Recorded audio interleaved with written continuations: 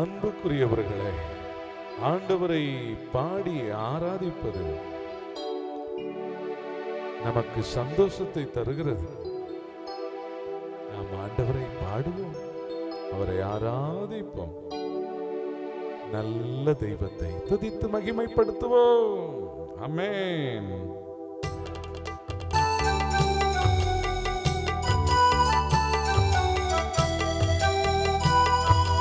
இயேசு இறைவா, இயேசு இறைவா, உம்மை நான் ஆராதிக்கின்றேன். இயேசப்பா, உம்மை நான் ஆராதிக்கின்றேன்.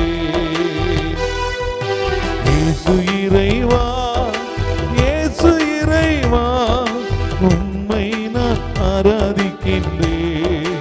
இயேசப்பா, உம்மை நான் ஆராதிக்கின்றேன். இறைவா, இறைவா, உம்மை ஆராதிக்கின்றேன். இதயம் இனிதே உம்மை ஆராதிக்கின்றேன். இறைவா, இறைவா, உம்மை ஆராதிக்கின்றேன். இதயம் இனிதே உம்மை ஆராதிக்கின்றேன். இயேசு இறைவா, இயேசு இறைவா, உம்மை நான் ஆராதிக்கின்றேன். இயேசப்பா, உம்மை நான் ஆராதிக்கின்றேன்.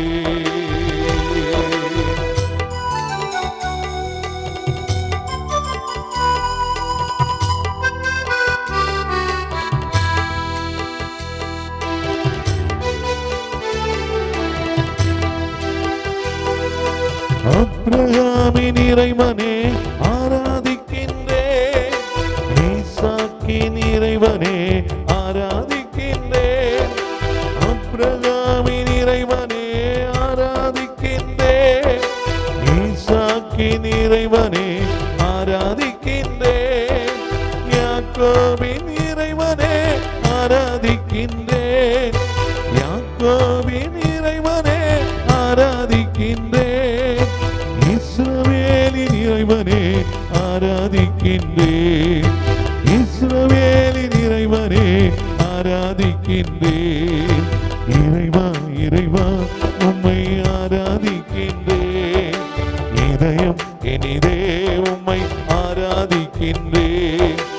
இறைவா, இறைவா, உம்மை ஆராதிக்கின்றேன். இதயம் இனிதே உம்மை ஆராதிக்கின்றேன். இயேசு இறைவா, இயேசு இறைவா, உம்மை நான் ஆராதிக்கின்றேன். இயேசப்பா, உம்மை நான் ஆராதிக்கின்றேன். இயேசு இறைவா, இயேசு இறைவா, உம்மை நான் ஆராதிக்கின்றேன். இயேசப்பா, உம்மை நான் ஆராதிக்கின்றேன்.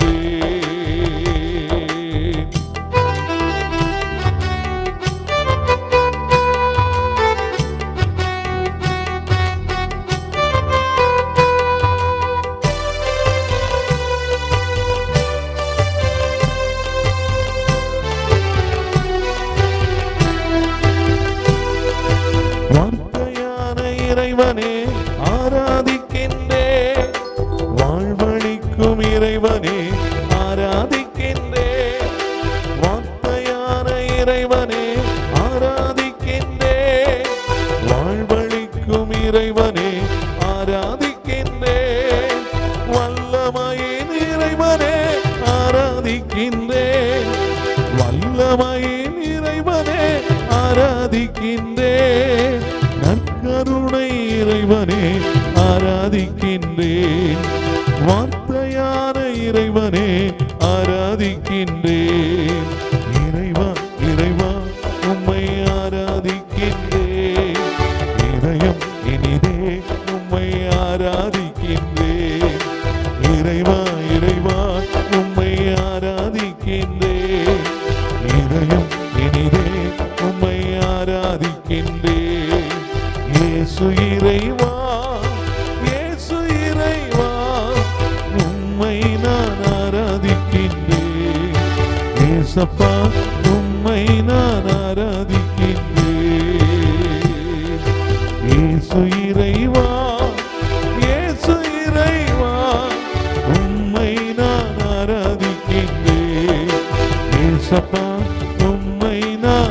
ஆராதிக்கின்றேன்.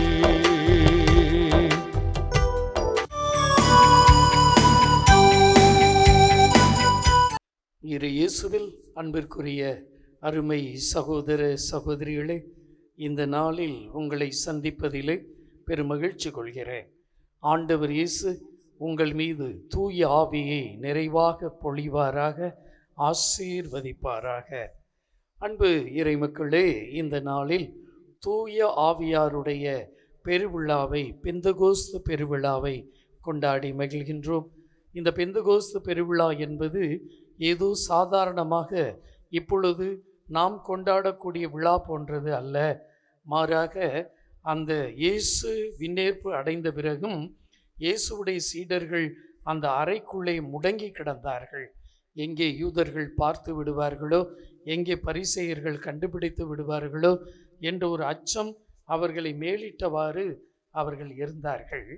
ஆனால் இயேசு அங்கே விண்ணேற்பு அடைந்த பிறகு அவர்களுக்கு தூய ஆவியை கொடுக்கிறார்.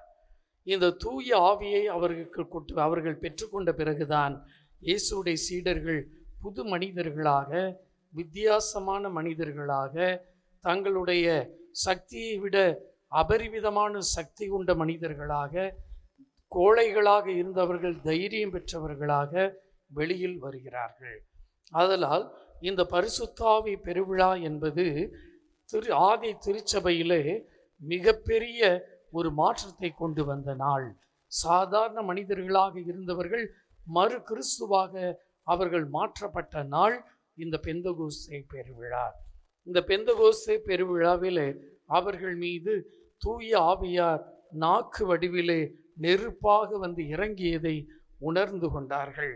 அன்னை மரியாளோடு அவர்கள் இருக்கின்ற பொழுது அங்கே தூய ஆவியானவருடைய வல்லமை அவர்களை நிரப்பியது. அதன் பிறகுதான் அவர்கள் பல மொழிகளில் பேசக்கூடிய சக்தியையும், அல்லது அவர்கள் பேசிய அந்த வார்த்தையை அவரவர் மொழிகளில் கேட்டுக்கொள்கிறார்கள். அந்த அளவிற்கு வல்லமை பொருந்திய ஒரு ஆவியானவருடைய வல்லமை அவர்களுக்கு கிடைக்கிறது. இதன் பிறகுதான் அவருடைய வாழ்வு மாறியது, கிறிஸ்தவம் பரவியது. ஆகவே இந்த பெருவிழா என்பது தூய ஆவியினுடைய வல்லமை உணரும்படியாக நமக்கு இருக்கிறது. இன்று நம்முடைய வாழ்விலும் பல கஷ்டங்களில் முடங்கி கிடக்கலாம். பல்வேறு சூழ்நிலைகளில் நாமும் அடங்கி போய்விடலாம். பல்வேறு துன்ப சூழலிலே நாம் என்ன செய்வது என்று தெரியாமல் பயந்து கிடக்கலாம். நமது உள்ளத்திலே குற்ற உணர்வோடு இருக்கலாம். ஆனால் தூய ஆவியை குறித்து நீங்கள் ஜெபியுங்கள். இயேசுவே, உம்முடைய தூய ஆவியை எங்களுக்கும் தாரும். எப்படி உம்முடைய சீடர்கள் தூய ஆவியை பெற்றுக்கொண்ட பிறகு வல்லமை மிக்கவர்களாக மாறினார்களோ, அதுபோல என் வாழ்விலும் ஒரு வல்லமை வரட்டும். எனக்கும் உம்முடைய தூய ஆவியின் அந்த இரக்கம் கிடைக்கட்டும். தூய ஆவியானவருடைய அருள் பொழிவு நாங்கள் பெற்றிருக்கிறோம், அதை புதுப்பித்துக் கொள்ள அருள்தாரும் ஆண்டவரே என்று சொல்லி ஜெபிப்போம். பரிசுத்த ஆவியானவர் என்பவர் யாரோ தனி ஆள் கிடையாது. இதனை ஒரே வரியில் விளக்க வேண்டும் என்றால், பரிசுத்த ஆவி என்பவர் பிதாவாகிய சர்வேஸ்வரன், மகனாகிய சர்வேஸ்வரன் இவர்களுடைய அன்புதான் இந்த பரிசுத்த ஆவி என்று நமக்கு இறையியல் விளக்குகிறது. அதாவது the love of the Father and the love of the Son, ஆண்டவரின் அன்பும் இயேசுவின் அன்பும் தான் இந்த தூயாவி என்று நமக்கு திருச்சபை அறிவுறுத்துகிறது. எனவே அன்பு மக்களே, இந்த அன்பின் ஆவியானவரை நாமும் பெற்றுக்கொள்வோம். இறை ஆசிரை நிறைவாக வல்லமை மிக்கவர்களோடு நாம் நடந்து கொள்வோம். இந்த தூய ஆவி உங்கள் மீது வருகின்ற பொழுதுதான் நாம் மனக்கட்டுப்பாடு உள்ளவர்களாக, மனமாற்றம் நிறைந்தவர்களாக, வல்லமை பொருந்தியவர்களாக நம்முடைய வாழ்வு தொடங்கலாம். ஞானம் நிறைந்தவர்களாக, அநேக நேரங்களில் குழப்பங்களில் இருக்கலாம். தூய ஆவி நம்மிடம் வருகின்ற பொழுது நமக்கு எல்லா குழப்பங்களிலிருந்தும் விடுதலையை ஆண்டவர் கொடுப்பார் என்ற நம்பிக்கையோடு தொடர்ந்து ஜெபிப்போம். தூய ஆவியானவர் உங்களையும் உங்கள் குடும்பங்களையும் நிறைவாக ஆசீர்வதிப்பாராக. ஆமென், ஆமென். Praise the Lord. என் அன்பு சகோதர சகோதரிகளே, இந்த நாளிலும் உங்களை சந்திப்பதில் மிகுந்த சந்தோஷம். ஆண்டவர் எல்லாரையும் நிறைவாக ஆசீர்வதிப்பார். இன்று உங்கள் வாழ்வில் ஒரு பெரிய அற்புதம் நடக்கிறது. என்ன அற்புதம் அப்படின்னு நீங்க கேட்கலாம். நீங்க எதிர்பார்க்காத ஒரு பெரிய அற்புதம் உங்கள் வாழ்க்கையிலே நடந்து கொண்டிருக்கிறது. ஆண்டவர் அதை உங்கள் வாழ்க்கையில் வெளிப்படுத்தி தருகிறார். எந்த நாள் உங்களுக்கு ஒரு அற்புதத்தின் நாள்? பிரியமானவர்களே, யோவான் 6:37 சொல்கிறது, என்னிடம் வருபவரை நான் புறம்பே தள்ளிவிட மாட்டேன். ஆண்டவர் சொல்றாரு, என்னிடத்துல வருகிறவனை நான் புறம்பே தள்ளிவிட மாட்டேன். இன்னைக்கு இந்த வார்த்தையை வாசிக்கும் போது அற்புதம்னு சொன்னீங்களே ஐயா, இதுல என்னையா அற்புதம் இருக்கு? எனக்கு பிரியமானவர்களே, இந்த உலகத்தில் ஒரு மனிதன் கஷ்டப்பட ஆரம்பித்துட்டா, ஒருவன் நஷ்டப்பட்டு போன அந்த மனுஷனை இந்த உலகம், உறவு, சொந்த பந்தம் ஏற்றுக்கொள்ளுமா? தள்ளி விட்டுரும். நீலாம் எதுக்குடா இருக்கிற? சில நேரங்கள் இப்படி காட்டுருவாங்க பாருங்களேன், நீ வாழ்றதை விட நீ சாகலாமடா அப்படின்னு நம்ம ஊர்ல சொல்லுவாங்க பார்த்தீங்களா. நாக்கப்படுங்கிற மாதிரி 4 கேள்வி கேட்டுருவாங்கங்க. என்னையும் அப்படியெல்லாம் கேட்டவங்க இருக்கிறாங்க. ஆனா உண்மையில தெரியுமா உங்களுக்கு, மனுஷங்க எப்ப தள்ளி விட்டாங்களோ, உறவுகள் எப்ப தள்ளி விடுறாங்களோ, அப்போ நம்மை தூக்கி எடுக்க ஒரு கரம் இருக்கிறது. இதாங்க அற்புதம். உறவுகள்லாம் கைவிட்டா நம்மளை தூக்கி எடுக்கிறதுக்கு ஒரு கரம் இருக்கிறது. பாருங்களேன், ஒரு சகோதரன் வாழ்க்கையில விரக்தி அடைந்து போனான். அவன் வாழ்க்கையில் அவன் பிசினஸ் எல்லாம் கொஞ்சம் காரியங்கள்லாம் தோற்று போனான். தோற்று போனதுக்கு அப்புறம் இந்த உலகத்தில் அவனுக்கு வீட்டில் இடம் இருக்குமா? எல்லா மனுஷனும் விட்டுருவான் பார்த்தீங்களா? அதே போல அந்த மனிதன் வாழ்க்கையில் சாகலான்னு ஒரு முடிவு எடுத்துட்டு மருந்து பாட்டில் வாங்கிட்டு அவன் ஒரு பகுதிக்கு போயிருக்கிறான். யாருக்கும் தெரியாத இடம், ஒரு கிராமம். சுற்றி வர வீடு இல்லை. ஆனால் ஒரே ஒரு அந்த ஊருக்குள்ள நுழையும் போது ஒரு சின்ன பெட்டி கடை இருந்திருக்கு, டீ கடை. இவன் சாகணும், பசிச்சிருக்கு, மைண்ட்லாம் சொல்லுது சாகணும். சரி, சாகிறதான் சாகிற, ஒரு டீயை குடிச்சிட்டு சாவோம் அப்படின்ட்டு அந்த டீ கடையில் போய் கையில் இருந்த காசுக்கு ஒரு 10 ரூபா கொடுத்து ஒரு டீயை வாங்கி அவன் குடிச்சிருக்கிறான். டீ குடிச்சிட்டு இருக்கும்போதே அந்த பக்கத்தில் எதிர்த்தாலும் உட்காந்து ஒரு பெரியவர் அவனை பார்த்துக்கிட்டே இருந்திருக்கிறாரு. அவனை பார்த்து கேட்டாரா, என்ன தம்பி, சாகலாம்னு முடிவெடுத்து வந்திருக்கிய போல அப்படின்னு கேட்ட உடனே இந்த மனுஷனுக்கு தூக்கி வாரி போட்டுச்சான். ஐயா, நான் சாக போறேன்னு உங்களுக்கு எப்படி தெரியும்? இல்லப்பா, நீ சாகக்கூடிய ஆள் இல்லையா, உன்னை ஆண்டவர் நேசிக்கிறார் என்று அந்த முதியவர் இயேசுவின் அன்பை அவனுக்கு சொன்னாராம். பாருங்கள், சாக வேண்டும் என்று போன அந்த மனுஷன் சொல்றாரு, நாம் போனது ஆரவாரமே இல்லாத ஒரு கிராமங்க. இந்த ஊர்ல நான் அந்த பகுதியில் போய் மருந்தை குடிச்சிட்டு ஒரு இடத்துல போய் விழுந்து சாக போனேன். அங்க ஒரு வயதானவரை வைத்து ஆண்டவர் என்னை சந்தித்தார், என்னை மீட்டார். இன்னைக்கு இழந்து போன எல்லாவற்றையும் திரும்ப பெற்றுக்கொண்டேன். உலகம் கைவிட்டதா? சாகலான்னு முடிவெடுத்திருக்கிற தம்பி, அக்கா, அண்ணா, பயப்படாத. இன்னைக்கு இயேசு உன்னை தேடி வருகிறார். இந்த வார்த்தையின் வழியாக உன்னை புறம்பே தள்ளாத ஒரு அப்பா கரத்தை நீட்டார். கண்ணு வந்துரு, இயேசுட்ட வா. ஜீசஸ், இயேசுவே என்னை இரட்சியும், இயேசுவே என்னை மீட்டறலும் என்று நீ கூப்பிட்டு பார். உனக்கு அற்புதம் நடக்கிறது.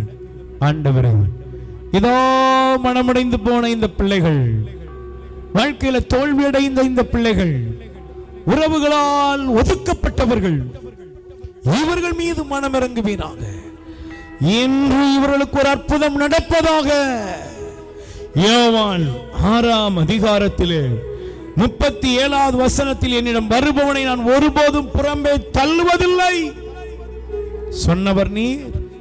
உன் பிள்ளைகளை இறுக அணைத்து அற்புதத்தை, அதிசயத்தை காணச் செய்து இவர்களை மகிழ்ச்சியின் வல்லமையாய் மாற்றிய இயேசுவின் நாமத்தில் பிதாவே, ஆமென். என் அன்பு சகோதர சகோதரிகளே, யோவான் 6:37, என்னிடம் வருபவரை நான் புறம்பே தள்ளிவிட மாட்டேன் என்று சொன்னவர் உங்களுக்கு அற்புதம் செய்கிறார். God bless you. மரியே வாழ்க.